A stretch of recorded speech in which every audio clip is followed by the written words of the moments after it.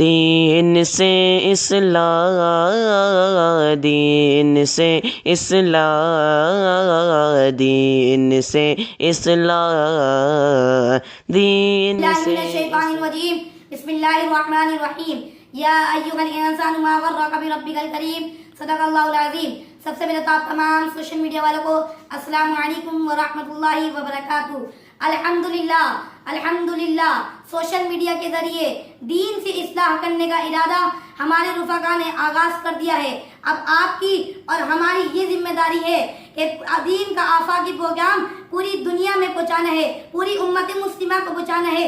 وہ کیسے؟ اس ویڈیو کو شیئر کر کے انشاءاللہ عز و جل ہم اس ویڈیو کو شیئر کر کے پوری دنیا میں اللہ عز و جل اور اس کے حبیب صلی اللہ علیہ وسلم کے پیغامات اور ان کے احکامات کو پہنچائیں گے انشاءاللہ عز و جل۔ آج کا ہمارا سب سے پہلا ٹاپک، سب سے پہلا موضوع، ہم پریشان کیوں؟ اگر آج ہم اپنی زندگی کا جائزہ لیں تو اس کے اندر ہماری زندگی میں کوئی نہ کوئی پریشانی لازمی ہے۔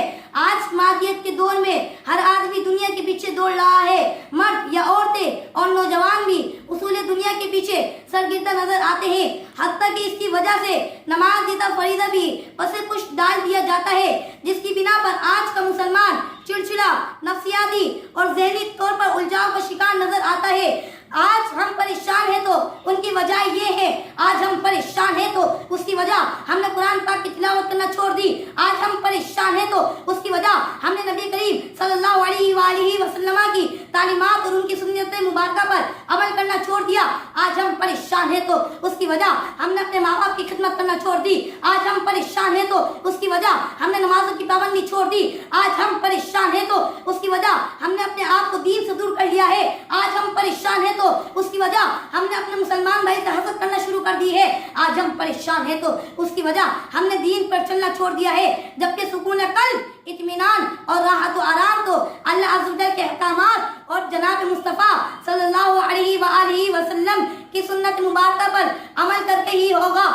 جی ابھی وقت نہیں گزرا، ابھی وقت نہیں گزرا، یاد رہے پھر سے، ابھی وقت نہیں گزرا، ابھی بہت وقت ہے۔ تو آئیے آج سے ہی ہمارا ساتھ دیجئے اور دین سے اصلاح کے ذریعے اپنے رب کی طرف خود بھی مائل ہو اور دوسروں کے بھی مائل کیجئے۔